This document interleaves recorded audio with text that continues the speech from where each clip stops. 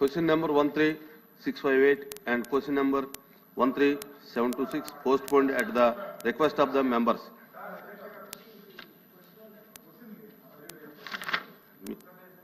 మంత్రి గారు చెప్పిన దానికి మీరు సిగ్నేటరీయా? అవును అధ్యక్ష.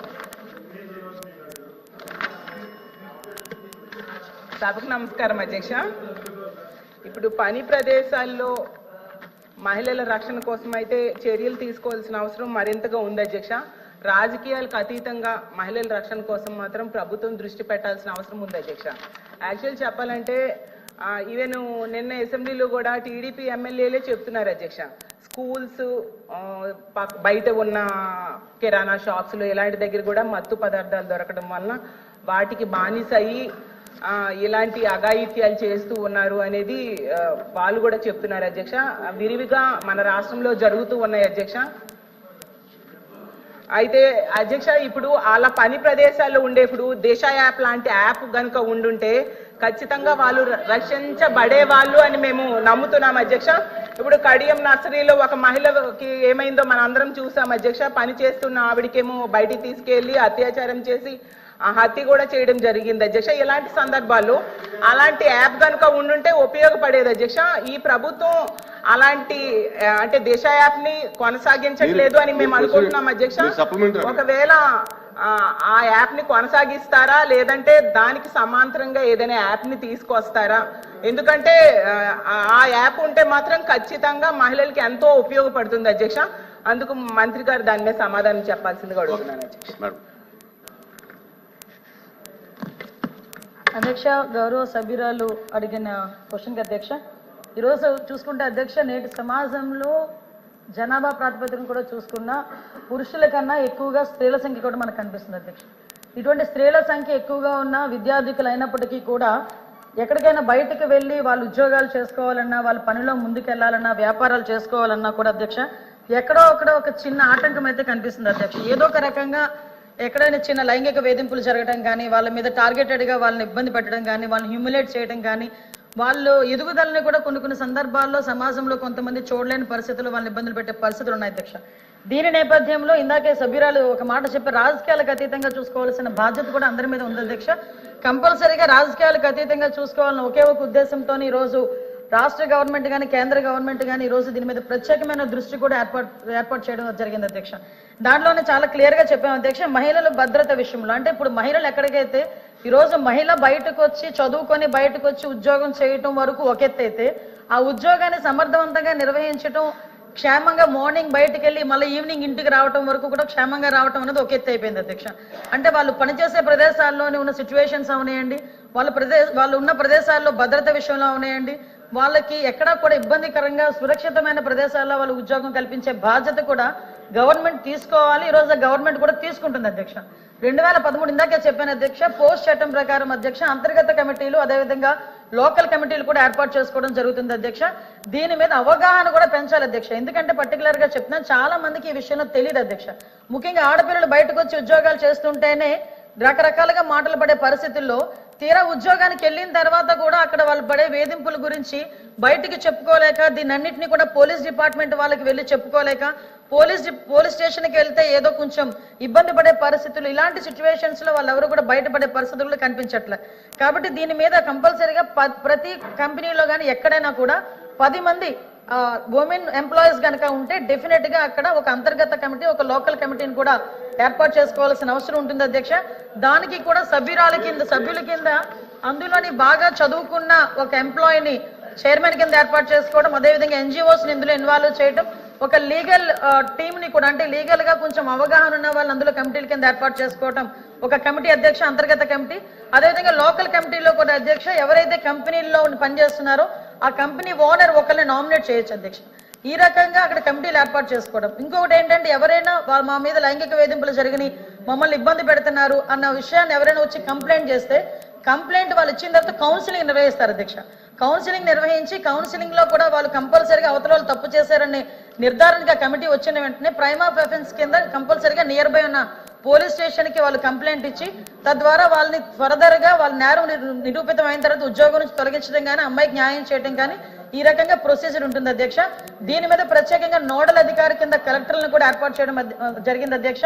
దీనిలో ఎన్జిఓస్ కానీ అదేవిధంగా పోలీస్ డిపార్ట్మెంట్ వాళ్ళు కానీ ఎక్కువగా దీనికి women and child welfare department కి సంబంధించి ఎక్కువగా బాధ్యత తీసుకునే పరిస్థితులు కూడా ఇందులో ఉన్నాయి అధ్యక్ష. కాకపోతే ఇందాక నేను మాట్లాడేటప్పుడు అధ్యక్ష ఇందులోని చాలా క్లియర్ గా ఫిర్యాదు తీసుకోవడం దగ్గర నుంచి మళ్ళా న్యాయం జరిగేటంత వరకు కూడా ఫిర్యాదులు తీసుకోవడం దగ్గర నుంచి అధ్యక్ష న్యాయం జరిగేటంత వరకు కూడా పూర్తి బాధ్యతని కూడా ఈ రోజు కమిటీలు తీసుకునే పరిస్థితులు కూడా ఉన్నాయి అధ్యక్ష.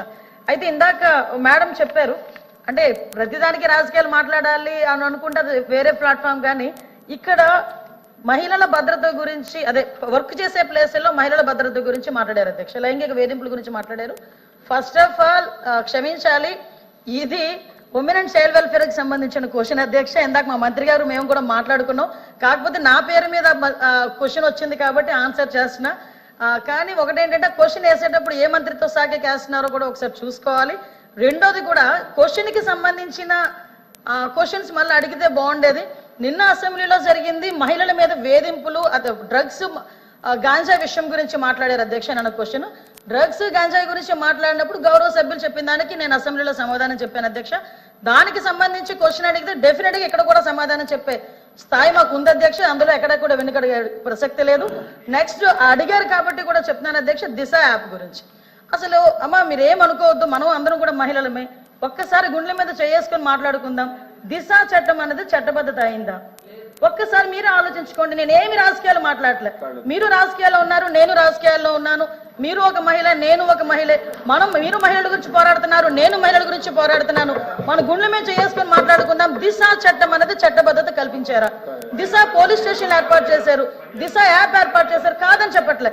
మీరు ఏదైతే దిశ యాప్ వల్ల ఫలానా కడియంలోని ఒక మహిళ హత్య చేయబడింది అది జరిగేదా అని అడిగారు కదా, దయచేసి నాకు అవకాశం ఇవ్వండి. నిజంగా దిశ యాప్ ద్వారా లాస్ట్ లెక్కలు తీద్దాం. దిశ యాప్ ద్వారా ఎంతమంది మహిళలు రక్షింపబడ్డారో ఒకసారి మీరే చెక్ చేసుకోండి. ఆ దిశ యాప్ లో ఎటువంటి శానిటీ లేదు కాబట్టి ఈ రోజు ఆ దిశ యాప్ ని కూడా మేము పక్కన పెట్టి కొత్తగా శక్తి యాప్ అని తీసుకొచ్చి ఆ యాప్ కూడా నెట్వర్క్లు పనిచేయని చోట కూడా మహిళ ఇబ్బంది పడితే ఇమీడియట్ గా యాప్ ద్వారా నియర్ బై పోలీస్ స్టేషన్ కి ఇన్ఫార్మ్ చేయడానికి రూపొందించేటట్టుగా ఈరోజు శక్తి యాప్ ని మేము ఏర్పాటు చేస్తున్నాం.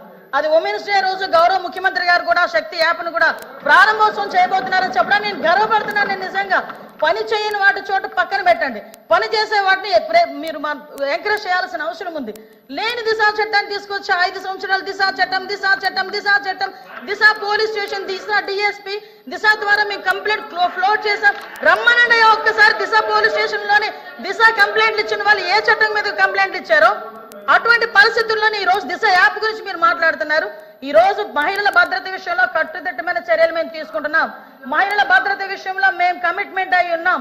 మహిళల భద్రత విషయంలోని ఈ రోజు ఉమెన్ సేఫ్టీ వింగ్ ని కూడా ఏర్పాటు చేయడానికి గౌరవ చంద్రబాబు నాయుడు గారు ముందుకు వచ్చారు.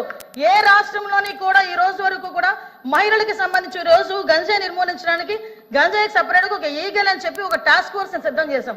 ఈ రోజు ఉమెన్ సేఫ్టీకి కూడా ఉమెన్ అండ్ చైల్డ్ సేఫ్టీకి సెపరేట్ వింగ్ ని ఏర్పాటు చేసుకుని ఒక ఐజీ ర్యాంకర్ స్థాయి ఒక పోలీస్ అధికారిని కూడా నియమించి సెపరేట్ గా వింగ్ ని ఈ రోజు మేము ముందుకు తీసుకెళ్లే పరిస్థితి కూడా కనిపిస్తుంది. దయచేసి వాస్తవాలు గ్రహిద్దాం. మహిళలుగా మనందరం ఉన్నాం. ఇక్కడ చాలా మంది మహిళల పక్షపాతం మీరే అంటారు. మహిళలు ఓట్లతో గెలిచిన వాళ్ళమే ఇక్కడ ఉన్న వాళ్ళు చాలా మంది.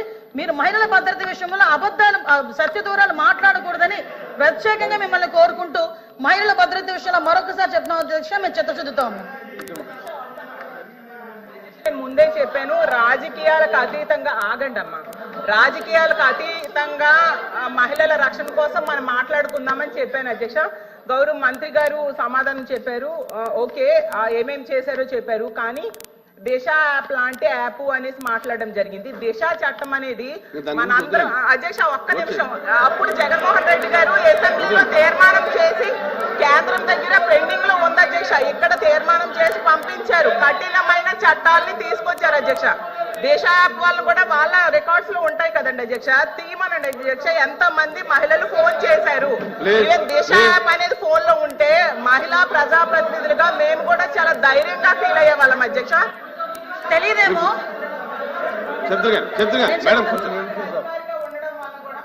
మహిళలు చాలా ధైర్యంగా వెళ్ళి కంప్లైంట్ ఇచ్చేవారు అధ్యక్ష. నేను కళ్ళతో ప్రత్యక్షంగా చూశాను.